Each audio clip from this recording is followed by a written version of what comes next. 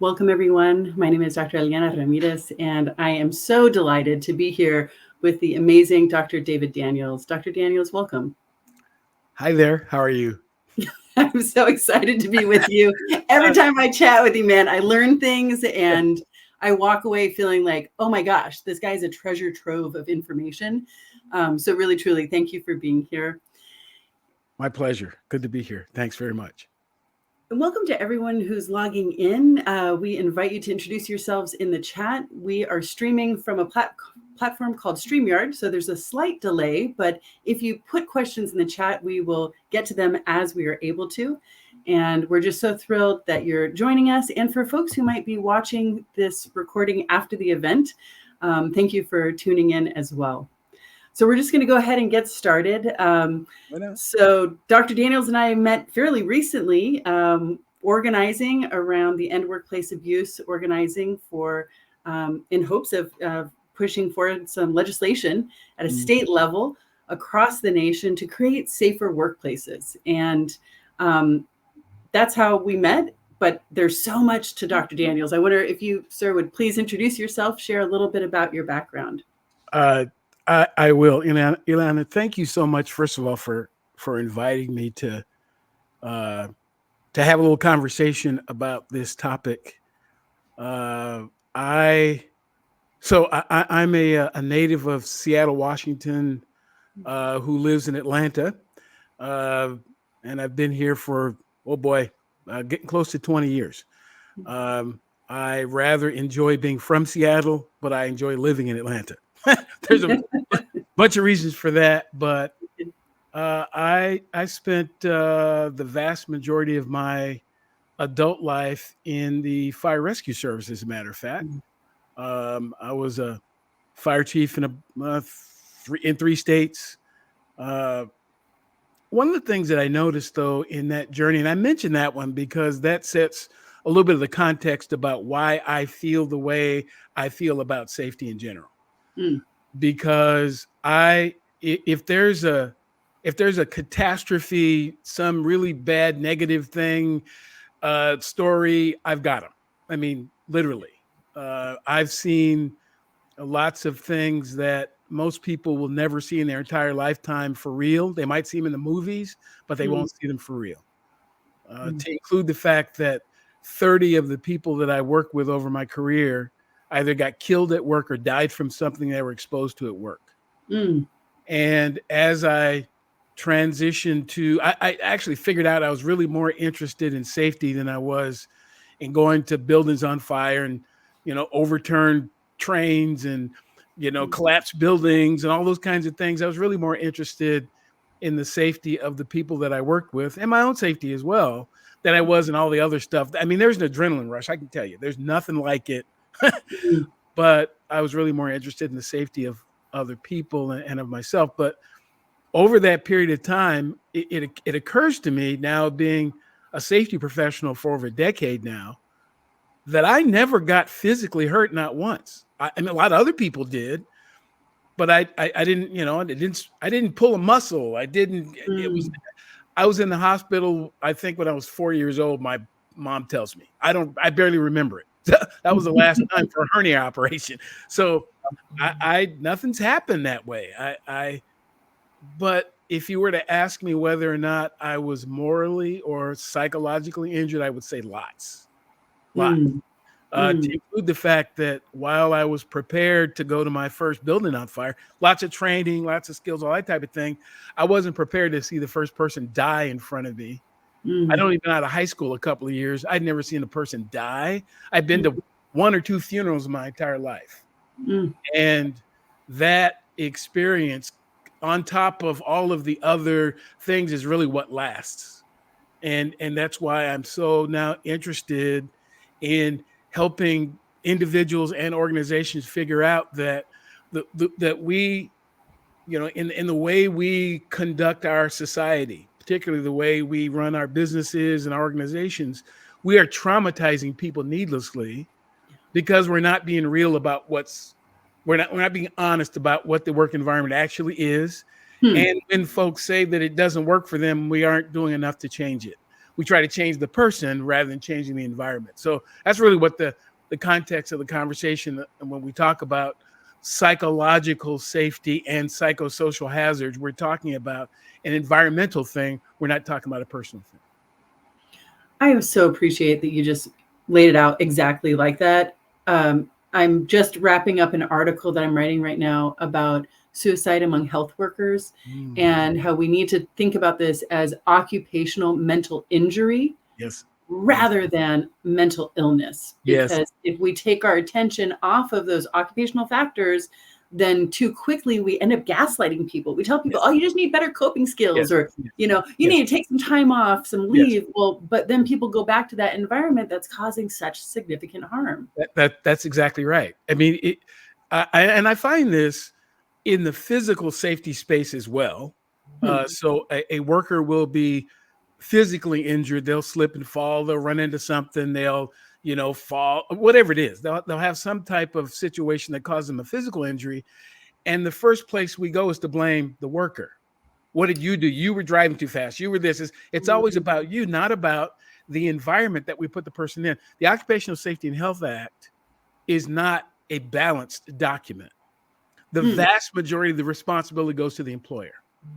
And that's the way it should be, because it is the employer who decided to start the business, decided, how the work should be done, decided who they were going to hire, decided if there was going to be a job description or not, decided whether there was going to be training or not, decided whether or not people are going to get PPE or not. They decided all of that.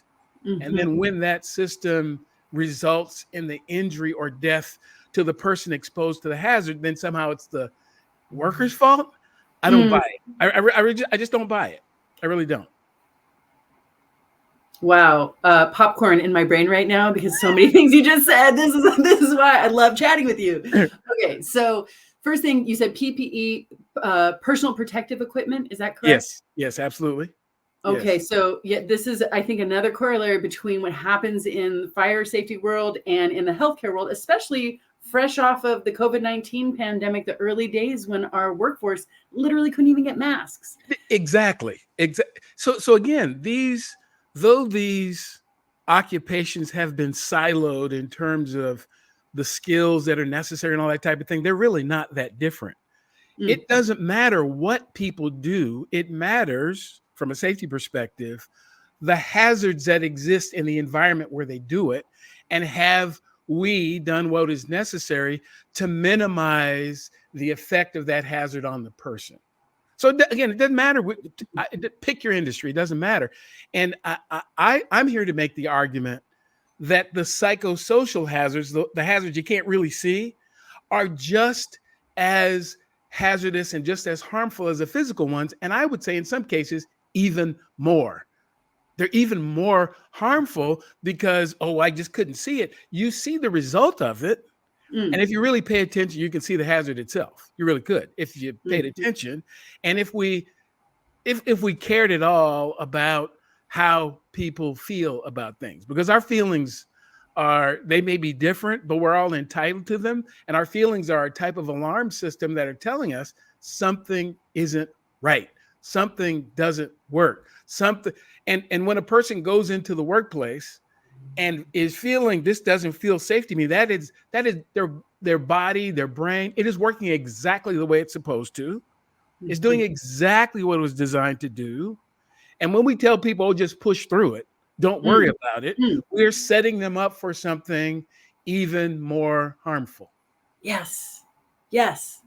Oh my gosh. I am so grateful that you're here and talking to us about this. So let's go back to this piece that you were talking about with the institutional responsibility of the employer. And that gaslighting that happens when people have the audacity to say, hey, I've been injured at work, or this isn't right in some way.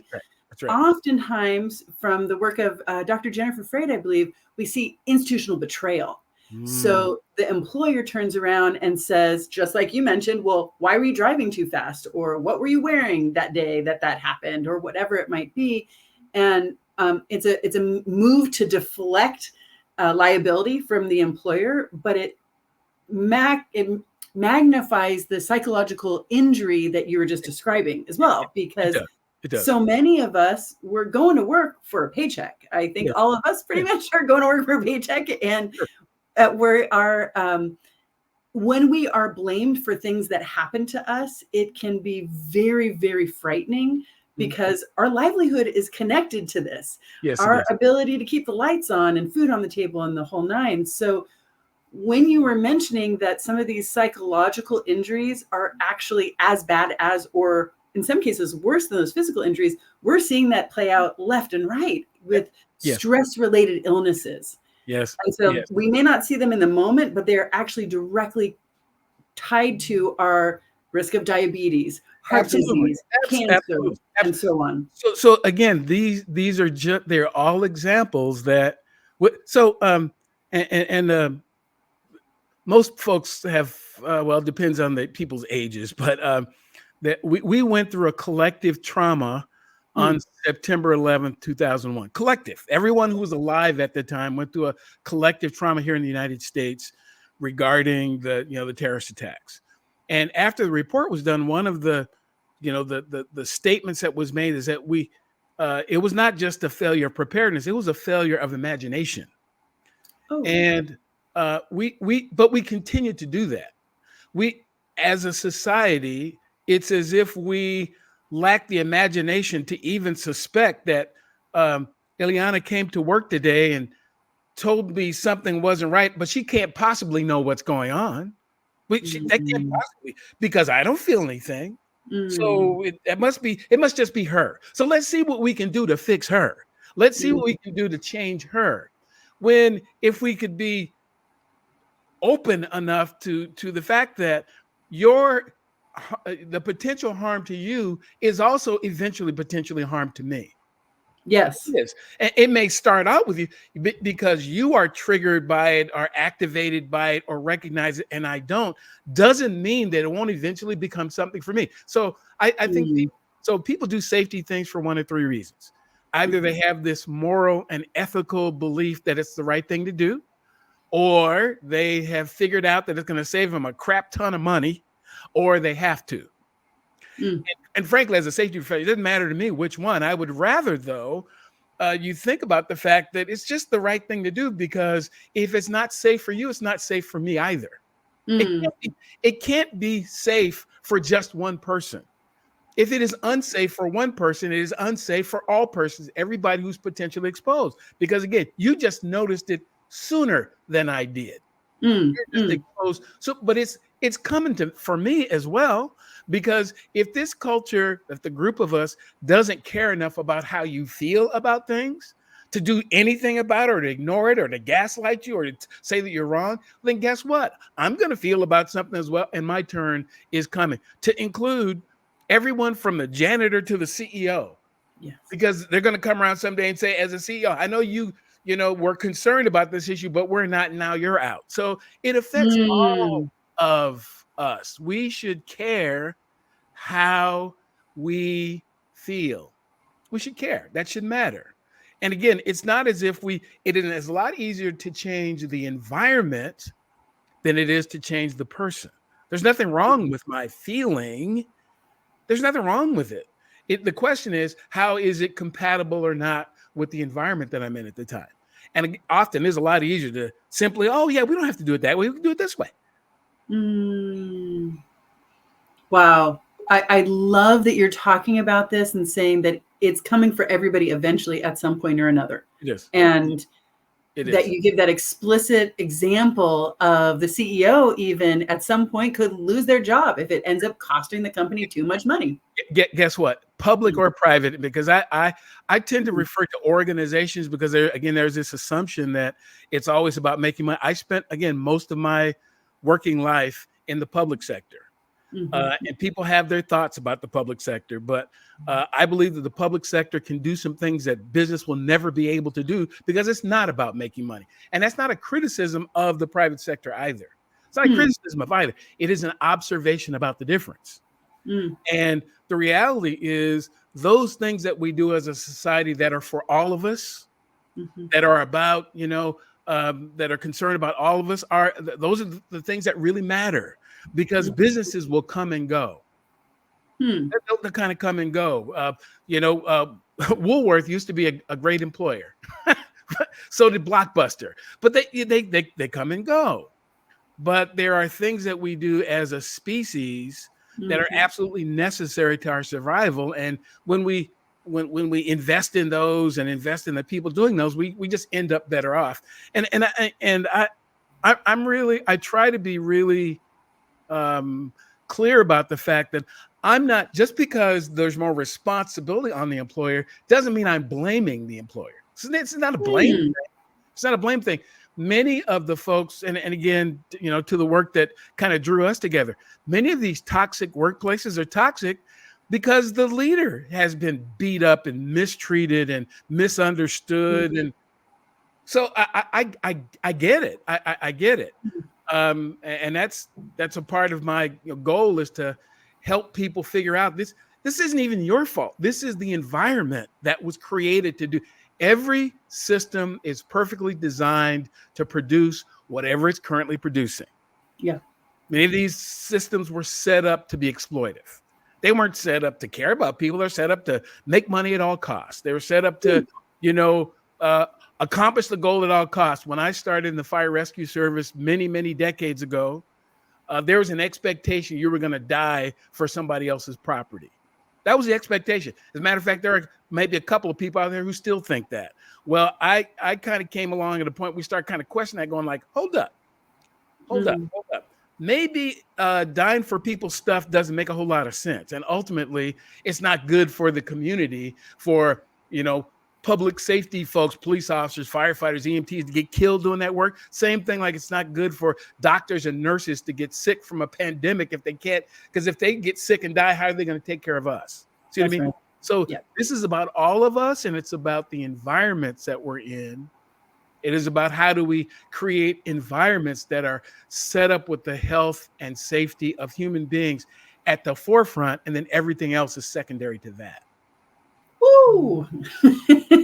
I'm seeing someone in the chat said, every time you open your mouth, a nugget comes out. And my goodness, that was like 5 nuggets in a row right there. And I don't think you breathed in between them. So it's incredible. Sure. All right, so let's get into it a little bit, if we might. Then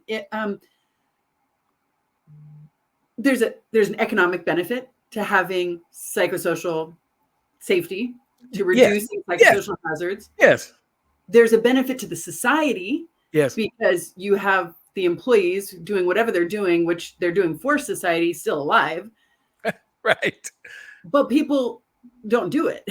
So can you talk a little bit about like what's keeping those hazards in place? Well, again, these systems were designed to be exploitive in the first place. They weren't. They were. So the United States was a country for 194 years before it thought to have a federal law that was about the safety of workers. So, I mean, seriously, to include, we had, 400 years of, treating human beings like property and, and stuff like that. So, I mean, let's not make this something that it's not. It wasn't designed. And I say this not as a unpatriotic American, but when the Constitution was written, I was considered 3/5 of a person. Let's look at how it was designed and not be surprised when it produces what it was designed to produce. When it was written, women couldn't vote. When it was written, Black people were property. When it was written, only land-holding white men could vote. I mean, again, that's not, and I'm not saying that at the time, I'm not saying that they're good or bad people. It's not a value judgment. It is, that's just what was going on at the time. But so people have changed. Our view of those issues has changed, but many of our systems have remained exactly the same. And then we wonder why they don't work. So why is it that, there are only, less than a half dozen African Americans, leading Fortune 500 companies? Because the companies weren't designed for that. That's right. They were designed for and by white men to be successful. So people who are not white men, who are not cisgender, white men, Christian, all the other archetypes, because the system was designed that way, it doesn't work for other people. And even as the people change, we go like, what? you know what? We kind of recognize it'd be good to not cut 50% of the population out of the opportunity to work here. So let's bring in women. But the system remains the same. That's what we did in the fire rescue service. Not me personally, but that's what the fire rescue service did. It was created by men, and then in the 60s and 70s, when women started to come in, women were forced to do the things that men would do the way men would do it, and not all could or wanted to. Not all. And again, but what was said is that there's something wrong with them. No, there was something wrong with the system. There's something wrong with the system. If you build a business and you're English speaking, of course it works well for you, but then you hire people who don't speak English. So if you want only English speakers, you should say that. You should say that. But then if you go then there's some other things that come along with that. You may not be able to exploit them in the same way that you can exploit people who don't speak English. And so it's all about actions and consequences. So if the focus is, again, predominantly on, let's bring a group of human beings together so these human beings can accomplish something. We all have a role in it. One might be CEO, one might be receptionist, but both are important. And we both fulfill our roles. And our goal is to keep both of us or all of us as safe as possible. I assure you, you'll make plenty of money. You'll grow. You'll do all kinds of things if that's the focus. But because money is the driver, even in the public sector, it's about how high people's taxes will be. It's all about the money. We forget about the human beings. And again, we leave these systems in place that aren't set up to be comfortable and kind and safe to people. That's not what they're set up to be. So we need new systems. Yes, 100%. And you're making me think about, when we say, oh, there's an economic benefit to getting rid of the whistleblower, for example, that's a short-sighted economic view. Extremely short-sighted. It is. You want, so, and if you look at the facts, our most innovative businesses are those who have challenged the status quo. Who said, look, we think we've got this thing called electricity, and if we put it in a bunch of places, we could actually do more things. We've got this thing called an airplane. I was watching a documentary the other day that talked about the change between about 1903 or 4 thereabouts and 1912. It's like less than 10 years. We went from 95% horse driven to virtually 0% horse driven within a decade. Wow. I mean, just they actually showed a picture of, I think it was like 1903 and 1912. Those are the dates that stick in my head anyway, of New York City, where there was all horse driven, carriages and one car. And then less than a decade later, there was only one horse driven vehicle. Wow. But somebody had to challenge the fact that, hey, we got another way to do this. And frankly, we still have horses. Horses do different things than they did then. And that's with every innovation. So this idea that it's all about the money is flawed in and of itself. And it should be all about the safety of the people doing the thing, whatever the thing is. And the making money is a byproduct of that, not make money at all costs, because you end up spending more. So the National Safety Council will tell you that, and these are, I'm not sure how old the data is, a few years old, but if you injure a worker and put them in the hospital, get a $42,000 check ready. If you kill them, get 1.3 million ready.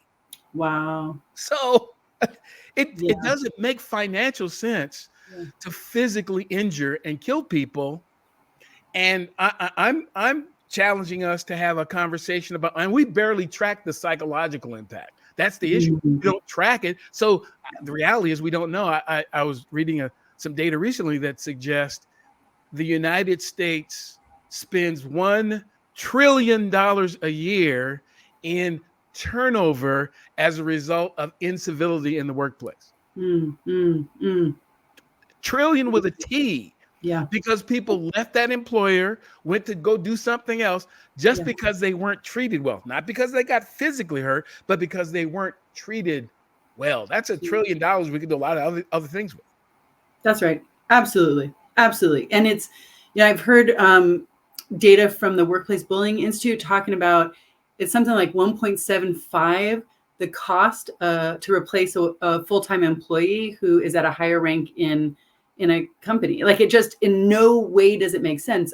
I'm doing interviews right now of women who were pregnant and or nursing while in workplace abuse situations. I've done 2 interviews so far. Both of the women ended up having psychiatric emergencies and needing to be hospitalized. Wow. And that means they're away from their babies. Both of their babies ended up being severely injured. One of the babies is 1.5 years old and still has not sat up. And the other baby has severe immune system problems that will be with her for the rest of her life. Right. Society incurs the cost of the healthcare treatment for those children. Exactly right. And rare do we even think about the babies or if for many of us who are mid-career, we might be in the sandwich generation. So we're simultaneously caring for older adults in our lives as well as for young people. And so that the cost of that, again, is going to go in a bi-directional manner that society is going to end up having to care for. Right. Right. I've kind of come to the conclusion that people who really aren't concerned about other people, there's not a statistic you'll ever give them that'll make them care about other people. It's just not. I mean, because there's plenty of stats out there. The bottom line is you're not as concerned about other people. And that suggests to me that you're not as concerned about yourself. I mean, ultimately, that's where a lot of this comes down. A lot of these quote unquote toxic bosses and people who thrive in these narcissistic kinds of environments, it's because that's what was done to them. And they have been so traumatized and damaged by that exposure themselves. And they are placed into a system that doesn't pay any attention to that. It says, well, yeah, we need a narcissist to be the boss. So the systems are designed to draw in those kinds of people and place them in positions of power so they can cascade that trauma down on other people. And again, ultimately, that is a system issue. It's not just because the next person is going to be the same way. The people who come up and get promoted are going to be the same way. That's the only way you survive in that environment. But thankfully, I believe we're kind of coming to a point where that's not going to work as well as it used to, because people are starting to particularly post, or as we've experienced the pandemic, there's some days I'm not sure if it's over at all, but that folks have come to realize that, you know what, I'm not sure if I want to work in that kind of environment. That's right. I'm not sure. And particularly our thank God for our younger millennials and Gen Zers who just come out and say, I'm not doing it. You can't make me do it. I'm not doing it. I'll go do something else. I'm not going to do that. I'm not going to do that. And there's a part of me that enjoys watching that happen, because ultimately we're going to starve these organizations for the talent that they absolutely need. Now, of course, it's probably going to be automated at some point. I get that, but it's not now. That's right. Even when things are automated, we're still going to have a society that cares. First of all, cares enough for myself and my own feelings and my, and what's important to me, and cares enough to also care for other people, because there's some things that I cannot do for myself. Only you can. If my heart stops, you have to do CPR on me. I can't. So I need other people around me to ultimately be safe, which is why. So again, even if I don't particularly care for that person, I do care from a safety perspective, because we need each other to be safe. Absolutely. Oh my gosh. This point, it's reminding me of Dr. Gabor Mate and his son, Daniel Mate's newish book. It's, I think, 2 years old now, about the myth of normal and injury and healing in a toxic society. And what they clearly lay out is that the majority of time that humans have been on the planet, we lived in a communal, cooperative manner. And it's a very, very small period of time that we have switched over to this individualistic dog eat dog kind of a reality where we're all out for ourselves. But it turns out that our nervous systems, which are directly tied to our health, co-regulate with one another. So as we're being pitted against one another more and more, it has a direct impact on our mental health and our physical health. And so what you're saying, that so many people are out for themselves now, it's a very, very sad and deep and cultural thing that has gotten us to that point. I wonder if you could talk a little bit about, knowing that that's so prevalent, what are some things that companies can be doing, whether it's in the for-profit or nonprofit world, to address these hazards? So the first thing I would say is it depends on whether or not you're new or established. It matters. It matters. For those of you who are you're thinking about starting a business, you just started one, you have the best opportunity right now to make a difference.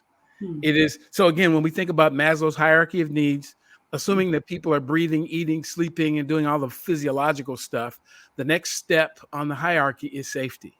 That's the next step. And too often what we do is we skip over that step to try to get people to feel like they belong and to self-actualize and to have self-esteem. They can't, because they don't feel safe. And a lot of the reason that they don't feel safe is the environment that's been created that has not focused on their safety. So if you are starting from scratch, I can make the argument that before you get a CFO, you should have someone who is focused on the safety of the people in the organization. Seriously. Seriously, we've got all these highfalutin jobs with, CFOs and CTOs. We put a lot of energy into how to manage the stuff, but not enough in how to create a safe environment for the people. And so it starts with a focus. First of all, again, it starts internally. So the international standard ISO 45003 segregates psychosocial hazards into 3 categories. One of them is the work environment and the tasks. Now, in the standard, it's actually listed last, but I believe it's the most important thing. Many businesses, many organizations fail because they were ill-conceived in the first place. How did you get the idea you could actually do that? You were undercapitalized, under-resourced, you were too stressed out yourself. It started off wrong. Who said that was ever going to really be a good idea? And then we bring other people in and convince them, we're going to turn this into a great thing, but we don't really give them the support that they need. We don't create an environment. So it is galling to me to see these organizations who business gets they hire a bunch of people, make a lot of money, and then when there's a downturn, instead of backing away from some of the profit, they get rid of the people. That's right. So I think people are paying more attention to that. Now, again, particularly in cases where you told me when I started that, we're going to be a family, this is going to be wonderful. And so I can respect the fact if there's a contract, I'm going to be there for a particular period of time. You and I both know what it's going to be. So again, if you're starting from scratch, focus on the people. Creating an environment that's good for people. And then when we're looking at that environment, it's using the approach that is used by, so NIOSH has a total worker health concept. And in that concept, there's a hierarchy of controls that talks about identifying. So, and I like to use that hierarchy when we talk about psychosocial hazards. The first thing is, can we eliminate that hazard altogether? There are some things that you could eliminate in your business. Let's just say, for example, perhaps we won't harass and bully people here. Let's go out on a limb. We're not going to punch each other in the face. Now, if it's mixed martial arts, I guess that's a whole different thing. but let's be clear about the things that we absolutely will not do. And be clear from the time that people come into the organization, this is the thing that we won't do. That's right. Yep. But in some cases, there are things that we really can't control. So if you can't eliminate the hazard, the next thing is to substitute substitute something that's a little bit less hazardous. So it won't be perfect. It'll be a little bit hazardous because that's just the job. Again, part of my responsibility when I was a firefighter was to go into buildings on fire. That's the job. If you're doing customer service, sometimes the customer is not going to feel good about what you tell them. That's the job. So, but at least you should know that and be prepared for that and have training and supports and systems that when that happens, you're prepared for it. If in some cases, if we can't eliminate or substitute, or when we can't eliminate or substitute, what we can do is redesign the work so it is less impactful for people. So it's the job, it's a part of it. We can't find anything that's less hazardous, but we can redesign it so people aren't exposed as much, or they aren't exposed to the same kinds of situations. Or so again, it all depends on what it is that we're actually trying to accomplish. But there are things we can do. We have control over the work. The next level is educate the person, because the work is what it is, but we want you to be as trained and qualified and aware of what you're getting yourself into as possible. Because a lot of the exposure that people get to negative circumstances is because they didn't know they were going to be negative. They didn't understand what they were getting themselves into. They had no idea that, because whoever hired them or brought them, we never told them that. We didn't prepare them. So I work for a local government in the area. I won't call their name, as the director of safety for the city. And they were surprised when they hired a guy on a Thursday and put him on a garbage truck on Friday, and he got injured the following week. He had no training. I was supposed to know. Yeah. And that was a year before I got there, and the person was still off hurt. So again, educating. So training should not be the first thing we get rid of. It should be the last thing we get rid of. The last thing, because people are smart. People have good, they have qualities. That's why you hired them, right? Nobody goes out and says, hey, I want the most horrible people to come and work here. You tend to look for people that you believe have great skills and can fit. So why not continue to develop them and to continue to give them the information so they can get better? And then the last thing that we do is focus on changing the person. That's the last thing. After we've done all the other things, there will be some cases where the best thing we could probably do for that person is help them be successful doing something else. Because it's not going to be a fit. It just isn't. We're live here, but the day we're live is the cut down day for the NFL. They go from 90 players to 53 players. And some people, earlier today, the day we're recording anyway, they don't have jobs in the NFL anymore. But they knew that when they signed up. It wasn't a surprise. Everybody knows that's how it works. It works that same way every year. So there's not, some will catch on with other teams. Some will never play football ever again. But that, at least it's honest and upfront, and you know what you're getting yourself into. You're not told, oh yeah, you got a job for life. It's this wonderful place here and we're all family and we love each other here. Maybe, but maybe not. Yeah. That you talk about doing all of these other things before looking at the person. I appreciate that so much. And I'm just thinking about some examples of where I've seen this in the healthcare industry. My partner is a trauma therapist and works in a trauma program for veterans.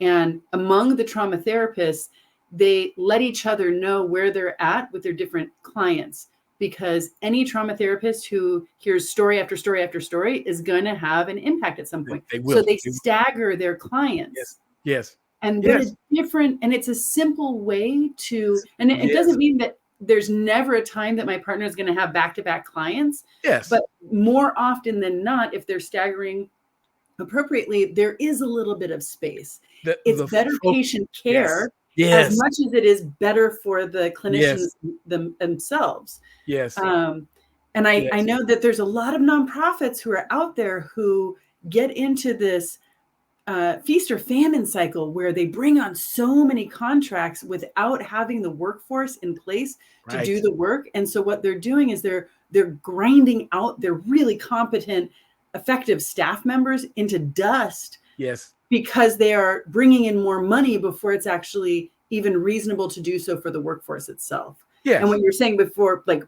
profit before people, and how that's backwards.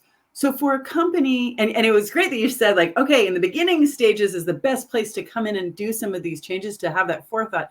But for a company who's been in existence for a while, who maybe's got a culture in place where there's a lot of resistance to making these kinds of changes, what kinds of recommendations do you have in that situation?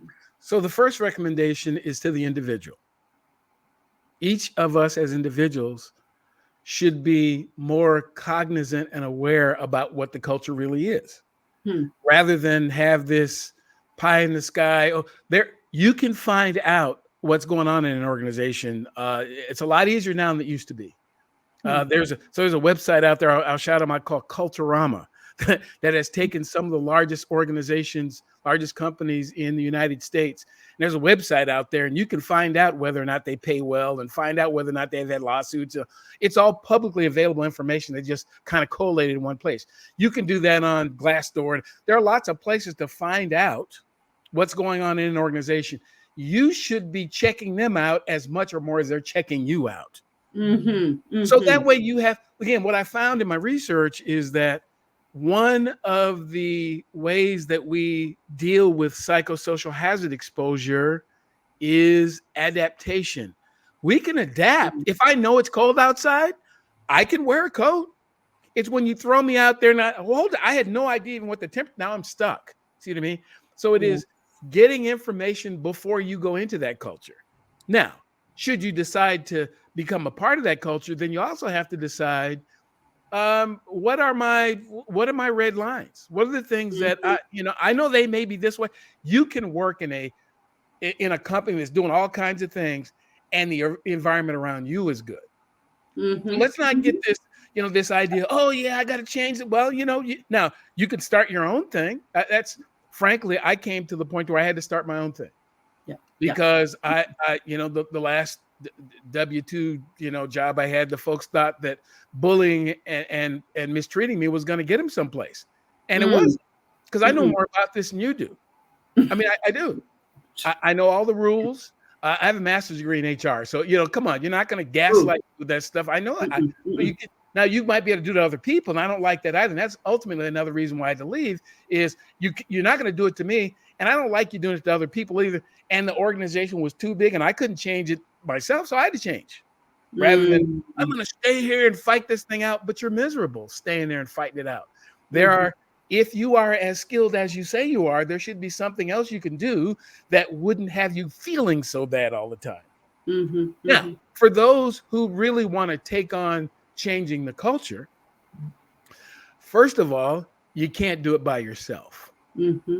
You won't be able to do it. You will not be able to do it. So that requires coalitions. And that's going to require you sometimes, even though I wouldn't necessarily do it that way. How can we work together to get this thing? How can we negotiate with each other? How can we compromise with one another? Because neither of us is going to get what we want. And ultimately, the folks in power, whoever they are probably going to win. So a lot of this is about being realistic, starting from inside and kind of working my way out, because I'm not going to change the world. I'm not. One person cannot change the world.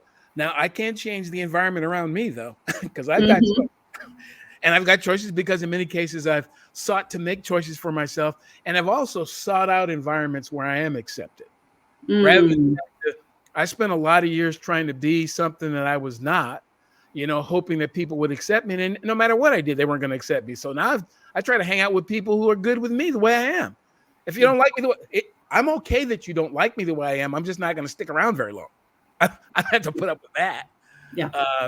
So anyway, all of these are very, it's kind of like a lawyer. It depends. Yeah. It depends. And, that's one of the opportunities that I have in my consulting practice. So I don't work with people who I've got to convince they have a problem. It's not my problem. It's yours. I mean, seriously, I don't want to spend, 3 years trying to convince. If it's working for you, it works for me, because I don't have to do it. But if you are of the opinion there's something about this that doesn't work as well as it should, and we think you might be able to help us, I'm glad to help. But I try to be really honest about, ultimately, I can't do this. So safety should not be done to people. It shouldn't be done for people. It should be done with people. Yes. Oh my gosh. Okay. So that reminds me, earlier when you were speaking, I was like, wow, what a novel idea. You hire people because they're bright and they come with some skill set. And when they say there's something going on, listen to them, because you said that you trusted them to some extent enough to hire them. So like, That's exactly listen to right. what they're saying, right? Yeah. And Yes. When you don't listen, that makes you look kind of odd. So that person who they've been here 6 months and now something's wrong with them. I don't buy it. They're no, there's something wrong with the system, because why did you bring someone into the environment and then 6 months down the road, there's something wrong with them? No, there's something wrong with the maladaptive system that you put them in. That's right. Yeah. So you're going to, people change. People change. We all do. And our systems need to evolve with us. Not, we're still, all the rules are written by the 3 CEOs ago. And frankly, I think every organization ought to be reinventing themselves probably every year. In some way. Now the reality is you can't do everything brand new. It's destabilizing for people. But there's all this constant, how can we make this better all the time? All the time. And it depends on the people that are involved in that thing.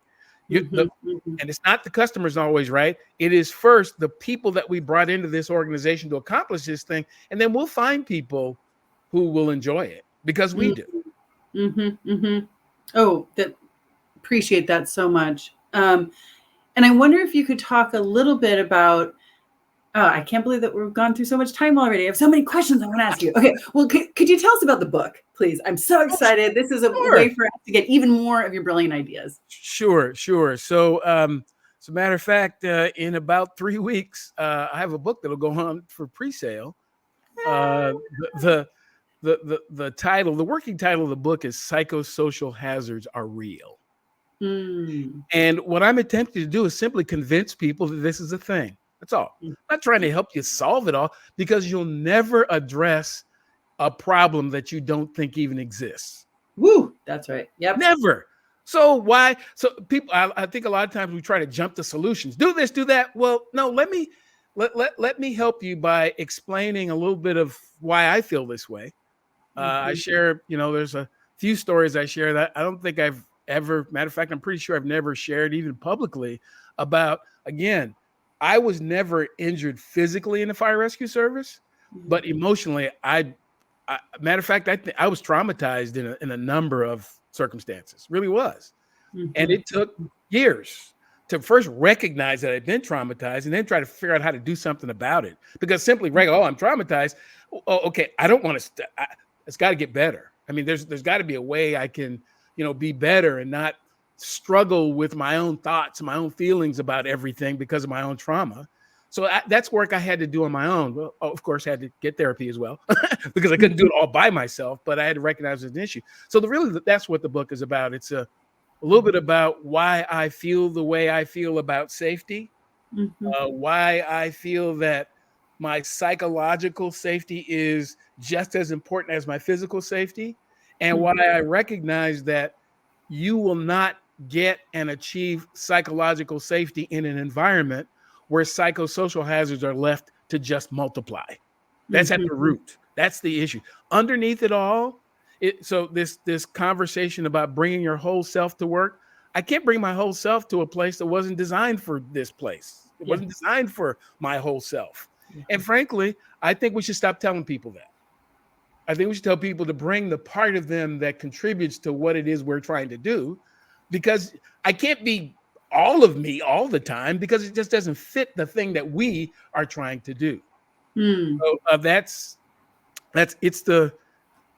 I wrote it because I hadn't seen, there's one other book out there that addresses the legal. Matter of fact, I'll shout out Ellen Cobb wrote a book regarding managing psychosocial hazards from her perspective as an attorney, and really talked about these laws in 37 countries around the world that have taken this approach that psychological and physical safety are the same thing and you have the same responsibility. We haven't quite got there in the US yet. That's my attempt, is to try to convince us that psychosocial hazards are a real thing. And honestly, they're actually pretty easy to deal with if you care about yourself and other human beings. They're not difficult to address either. They cost a lot less to address. They do. Or you can wait around until the person brings a gun to work or until they quit, or That's a choice. We all have choices to make. But I think it's a lot easier when the person says, that really didn't work for me, and see if we can find a way that does. Yeah. That way you can recruit and retain really great talent and have a working environment or an operational environment where people are bought in. Mm. I heard someone say this.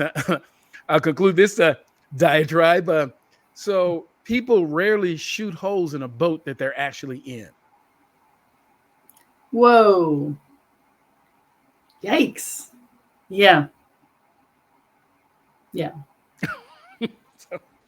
Yeah. That really speaks volumes. We've got some comments and questions here in the chat. So I'm going to kind of shift attention over for a moment here. Oh, there's so much love for you, David, right now in this chat. Of course, as we knew there would be. And for while I'm kind of scrolling through to find the questions, I just really want to encourage folks, if you have not heard Dr. Daniel's podcast, it's phenomenal. And there are so many places to get even more of Dr. Daniels. So while I look through the chat, sir, would you mind sharing a little bit about your podcast, please? Yeah. The podcast is Psych, Health and Safety USA.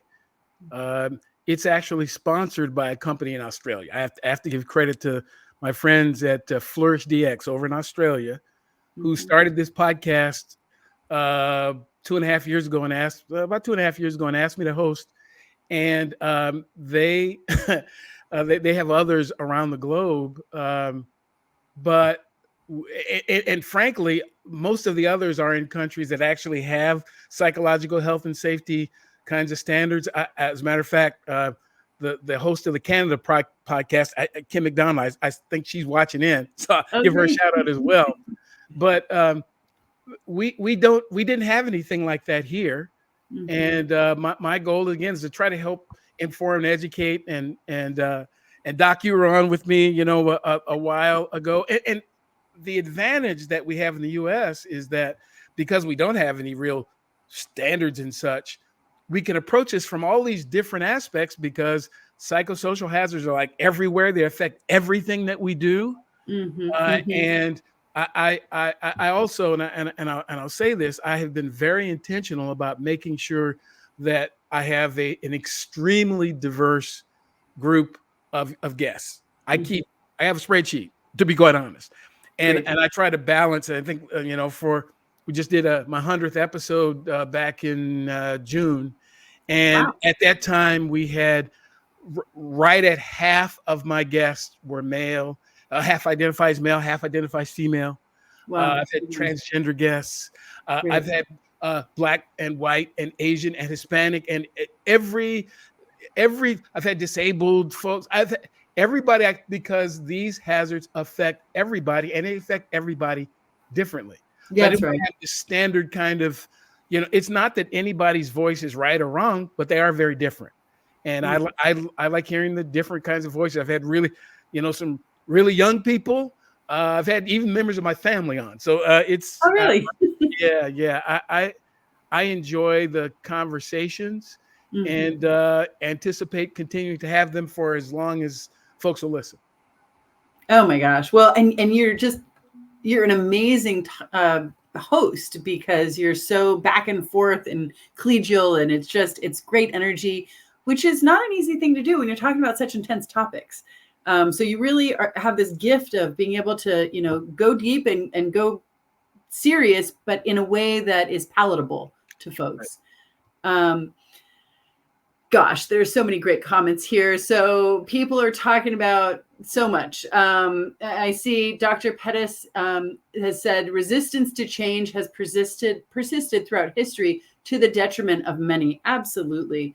Kim McDonald says, build it to purpose. Exactly. So we're seeing a lot here. We've got several people. Cassandra Francavilla has said, I'm in broadcast and will spend 4 years in news and then leave to do entertainment or sports for a psych break from all the negativity. So I totally get that. It's across industries. Again, an example of a highly capable, qualified person that the organization will lose. Why? Because they simply didn't pay attention to the psychosocial hazards that were in the environment. That's all. And again, I didn't get an opportunity to mention this. A psychosocial hazard is a psychosocial factor that's perceived or experienced by the person exposed as a threat that causes them to behave in a different way. That's what makes this hazard so much different. The hazard is a hazard to me. It may not be a hazard to anybody else. It is to me. And it is such a hazard, it is so threatening to me that it causes me to act differently. There are lots of threats out there. I mean, the building could catch on fire, but yeah, it has fire sprinklers, so I'm not that worried about it. You see what I mean? So when it becomes so threatening to me that it causes me to behave differently, then I need to be concerned about it, and so should you. Yes. We should both be concerned because there's likely something we can do. And that maybe it means simply moving me to a different place or giving me, so I'll feel better. So I'll stay. So I'll continue to do a great job. So you continue to make money. Yep. Okay. So we got a few minutes left, and I almost feel like going in for a quick second around race-based traumatic stress, because I think this is a really good example of what you were just saying, that yes. It's so subjective. Yeah. So one of the negative terms that will be used against people of my ancestry are like wetback. Like that's a terribly racist, derogatory term. Yes. For Mexicanos or other Latine who grew up in the United States, yes. They may not have ever heard the term wetback. And so that word can be said around them in the workplace and it just, nothing. Yes. But for somebody who was raised maybe one generation away yes. from immigrating into the United States, yes. Or like my grandfather was repeatedly deported multiple times. When I hear that term wetback, I immediately have a reaction to yes. it because yes. Of the larger socio, relations that were there. So if you can talk a little bit about kind of like race-based traumatic stress that can happen in the workplace and how that will be different for different people. So again, what I'll suggest to you that many of the things that happen in the United States are not intentionally racist, but many of them are white supremacist in and of themselves. Because they are done and said to maintain the supremacy of the thing that we call whiteness. And that necessarily excludes people who are not.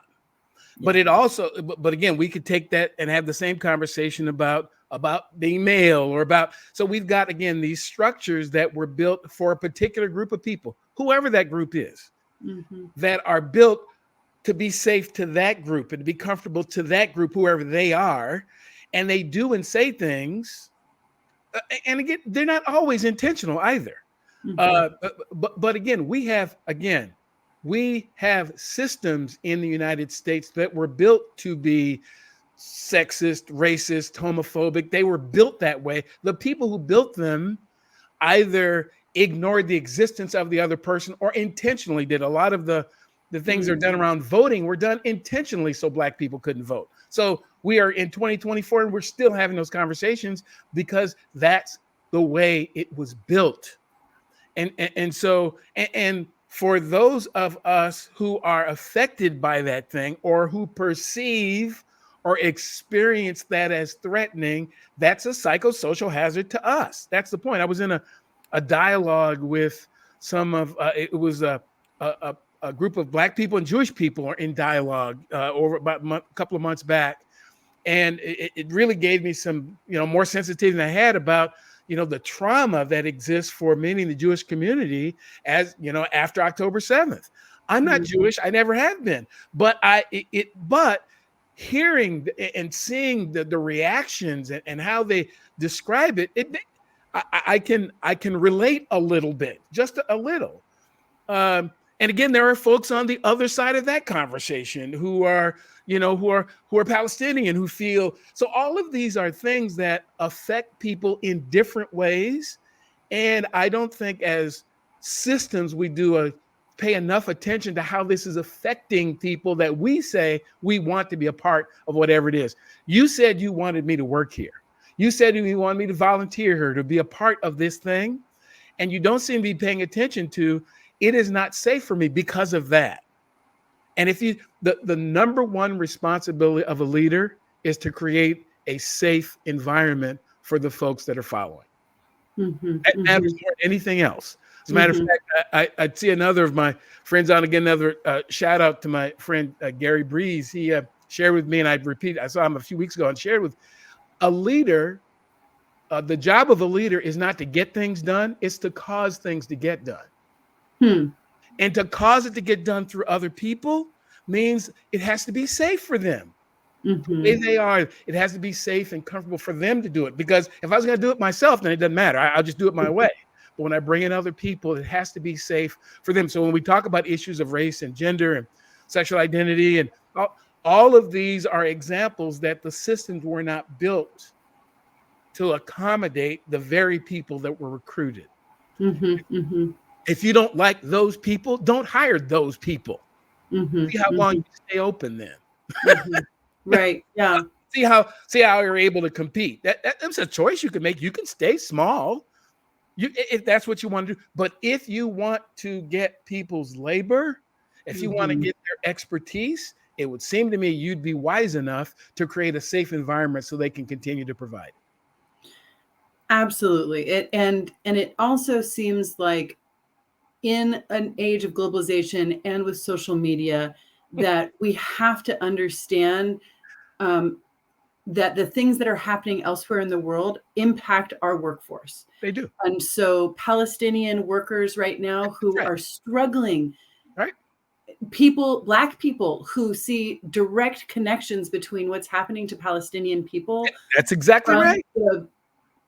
The genocide are impacted. And so many of us, even if we are not personally targeted, if we have been marginalized in any number of ways, we have a very strong reaction to seeing other people elsewhere in the world who are just being slaughtered. So at work, how do we create workplaces that acknowledge that our workforce does not show up at 9 a.m. and leave the rest of their life outside the door and then pick it back up at 5 p.m. They do not. Impacting all of us in all of these ways.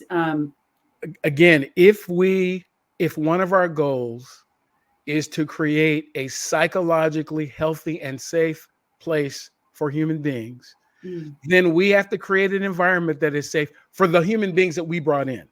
Yes. And they're going to be different. So I realize that there is conflict in the world. There are issues that are happening with our parents and with our families and with our friends. And, people have different, roles in the organization. I didn't say this was going to be easy, but it is doable. But again, you decided to bring that person in. You as the hiring, manager or whoever. And when we hire and bring people in for their skills, and we had this conversation on the podcast recently. If I decide, and I had a Jewish guest and I had a Muslim guest back to back. And the question was, is it safe for me as a Jewish worker? Is it safe for me as a Muslim worker? And the concepts are really the same. If I hire a person who is of the Muslim faith, as a Muslim faith tradition, then many who are practicing need to get away for prayers on Friday. So after we make sure that they have the bona fide occupational qualification to do the job, then how can we accommodate the way that they live? Why is it that everybody has to take off on Christmas? If I'm not Christian, I might not celebrate Christmas. Why not just have 13 or 14 or 15, however many holidays, the paid days off? Matter of fact, it's probably a better way to do it. You get this number of paid hours of paid time off, and you take it whenever you want to take it, based on what is important to you. But again, we've got so many of these processes and systems that are set up by particular people the way that they. And again, it's not bad to take off on Christmas unless I'm the one. There are some faith traditions who don't celebrate any holidays at all. Yeah. So it would be better, again, when I build it for me, it is perfectly safe for me. But as soon as I involve another person, after I figure out that they're qualified, I need to figure out, so what other things can I do so it would be safe for them? And then for the 4th person and the 100th person, and that's the way to do it. And if that is the culture, you can do wonderful things because people know that and again, it doesn't mean that we're not going to have other kinds of conflict, but just the way we resolve it is going to be in a kind way. in an Mm. understanding way, in a respectful way, because that's the way we do it here. That's the culture that we've created here.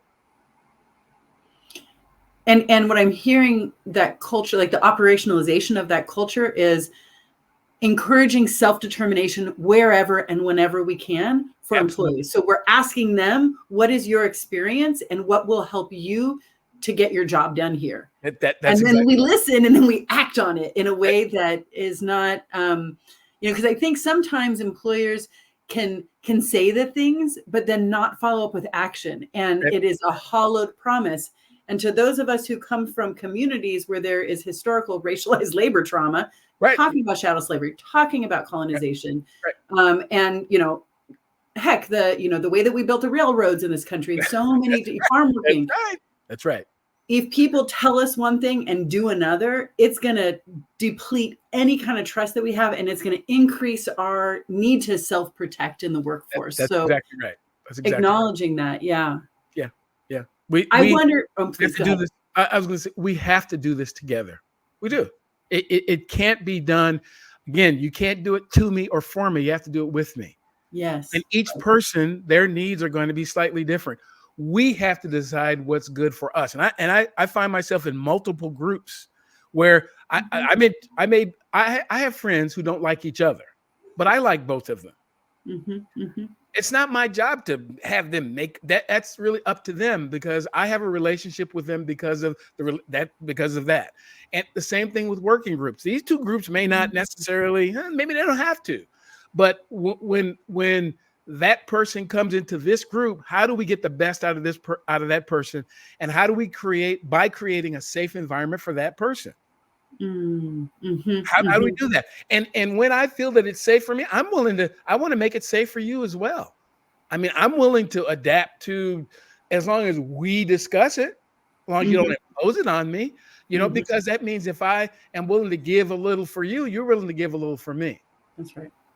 And we both feel, and again, it's not perfect for either one of us, but it doesn't have to be perfect. It just has to be safe to accomplish the thing that we're here to accomplish at the time. And then we can go our separate ways. It's okay that we don't all go have dinner with each other. That's okay. I mean, my house is only so big anyway. So. Oh my gosh, you are such a delight to learn from and speak with. And I'm aware that we've gone a little bit longer than we probably had initially anticipated, but I would like to give you some of these flowers that are here in the chat, if I might. Sure. There's a lot of love coming to you here. We've got Cassandra saying, absolutely, managers should be checking in with their teams. We've got people in here talking about how, somebody just shows LinkedIn user. So I don't know what the person's name is, but somebody says he embodies it and is so hospitable in how he wants people to learn. Yes. Oh my gosh. Absolutely. I'm seeing hearts in the chat here. I'm seeing Ann Bennett is saying, great conversation. What advice would you offer a leader who wants to identify psychosocial hazards in the workplace in a way that doesn't ascribe blame for their existence? Call me. Get the book. But honestly, a lot of this starts with self-work. That's really where it starts. Because each of us comes to the workplace with our own set of things going on with us. And often what causes us to have conflict with other people is often things that are going on inside of us that we don't want to deal with, so we deal with any other person. So it's doing that consistent work. How am I feeling? What really gets me up in the morning? Really, not for fake, but what really gets me going, and what really gives me peace and joy and contentment. Because this is something, and again, I heard it from somebody else, but we can only give to others out of our abundance. And ultimately, we tend to give the excess trauma to other people because we have so much of it. So it's working on making sure that, it's a full-time job, just dealing with how I feel and creating an environment where I feel good. And then, while I'm doing that work, is having real conversation with other people in the context of what it is that we are trying to accomplish. Again, it doesn't matter what the role is. It matters that you have a role and so do I, and we are here to accomplish something that we said, because we got to agree on the goal. I mean, what if making money is great? It's a wonderful idea, but what won't we do to make money? What won't we do? And we both got to know what that is. So you don't go out there and go, well, I once had, this was back in my fire service days. I actually had, one of my deputy fire chiefs who went out and was threatening people because he thought that's what I wanted him to do. Wow. And I had to make it clear that that's not how that works. That may have been how the last person. That's not how we need to talk about that kind of thing, because I'm not willing to be unsafe myself, and I'm not going to allow anybody else around me to do that either. So again, it is know myself, know what's important to me, and have honest and open dialogue with the people, particularly the ones that are closest to me. This is impossible to do with thousands of people at the same time, but it goes one layer to the next. The people who work with me closest, and the ones who maybe that next layer, how do we work together? And then we should be spreading this throughout the organization, because a good leader is going to go around and check every now and then to make sure that the system's working the way that he or she has initiated it in their role as a leader. We should be checking in and making sure that, by the time this message got out there, that, because if the message didn't get transmitted properly, it's not bad people, it's a system. System. So we need to continue to tweak our systems so they facilitate and support the kind of culture that we want. What comes across in the way you speak is this incredible mixture of realism and hope and also accountability. Oh yeah. But grace too. Like I've heard you a couple times say things that I was like, wow, well, I need to work on my grace there a little bit, because I am on the level of being a little bit crispy around workplace abusers and such. But it was very humanizing what you shared, that a lot of that. Hostile. Yes, a lot of that comes from our own trauma. I mean, I get it. I do. It is hard. It is, again, it's easier for me to do now because I'm not around traumatized people. I'm not. I don't have regular interaction with people who are traumatized. I don't. And that's a self-care thing, is that if I've been traumatized and I hang around more traumatized people, then I can't get well. I can't get better if I'm always, and again, it's the reason why so many people in helping industries really need to have, a break. You can't just do this over and over and not take a break and not have a vacation and not have things you enjoy doing outside of this kind of work, because it's very difficult. It's very difficult. And then you find yourself getting so, hard and crusty. And again, that the person who's the abuser was likely abused by somebody as well. And simply getting rid of them doesn't solve the real underlying issue. It doesn't.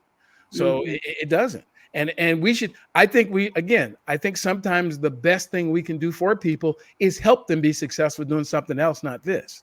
It doesn't have to be angry and I honestly think that there ought to be a network of employers who work together like they do in the NFL to, we got a player who, they can't play the position here, but you all need one of these players.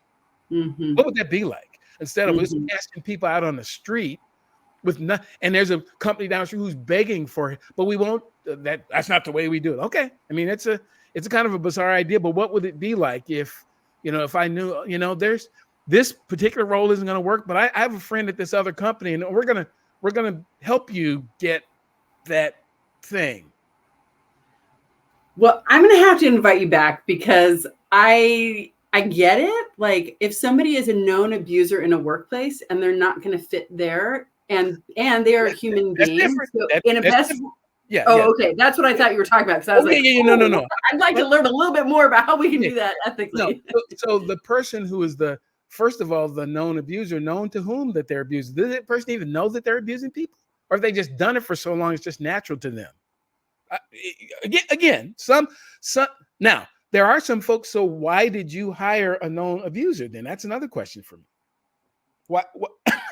So again, there is a responsibility on both parts. Our systems should be aware that, okay, if you've got an allegation of abuse at the last place, and we can find it, that, we probably, that doesn't work for us here. You know, Mm-hmm. we have some programs, there's some places you can go to get help with that, but that's not where that's not how we do it. And if we do, if a person has had, they had an allegation and they seem to be getting better, well, we think your skills are, well, we think that's a weak spot. So we're going to have someone be with you and work with you so you can get better. But, we got to tell you, here's the way we do it here. We also have to give people the opportunity to get better. See what I mean? So all of these they're all nuanced. Ultimately, how does this affect the safety of you and the people in this organization? So again, sometimes you can't take people on. You can't because it doesn't fit what's going on there. But on the other hand, we can't just throw everybody away either, particularly folks who've been traumatized. We can't just throw them all away. Absolutely. Yes. Yeah. Completely agree with that. Absolutely. Oh my gosh, this has really been a powerful conversation. Is there anything else that you'd like to share before we wrap up here? I have probably shared more than than you anticipated. So no, Eliana, thank you so much for the invitation. I was so ultimately impressed. One of the first times we got together and you started talking particularly about your scholarship and about the work that you've been doing, and have watched some of your LinkedIn lives before, particularly around, the effort that you put into helping people that aren't you. The work around, helping address some or bringing attention to some of the issues that Black women deal with. And some of the issues that, again, people that are outside of your, people might think are outside of your community, but they actually are a part of your community. So I've really admired that at a distance. And I counted it an honor to be asked to participate in these great conversations that you have. So thank you very much. Thank you for saying that. I appreciate that. And I think that the way that you have talked about our responsibility to one another in the workplace, I just can't wait to see your book. And so, okay, so we can pre-order where, when, how, please. Well, folks, there's still a couple of weeks. There's probably about 3 weeks. As a matter of fact, September 16th. So folks will have to follow me on LinkedIn. That's the best place to catch me on LinkedIn. Then go to my website. ID2 Solutions is my company. There'll be information on my website. And it'll be open for a few weeks. Again, this is the early bird, kind of like the early bird special. But I've had some folks kind of reach out in advance, say, I got to get one and I want it signed and all that type of stuff. So that gives people the opportunity. We've got some other, opportunities that people might have if they want to participate. This, again, for me, it was more important that I get this out than, what happens to it now that it will be out. It was more important because, again, there's this international standard that talks about psychosocial hazard, just lists them. So I've tried to go into more detail about what they actually are, what they mean to me, what they might mean to you, and what we might do about them collectively, because again, we will have to do this together. Wow. Well, that is such a powerful note to end on. And I would love to invite you back after your book is released so we can talk about the book. And that would be really exciting. So Thank you so much, Dr. Daniels. And thank you to everyone who's logged in and who's been participating in the chat. We're really grateful that you would be here for this conversation. And if there are any questions that were posed that we didn't have a chance to get to, I'll send them over to Dr. Daniels, and maybe that'll be our way to get you back in for a second interview. Sure. Happy to do that. Happy to do it. Okay. Well, thank you so much, sir. And thank you to everybody else. Have a good evening. Thank you.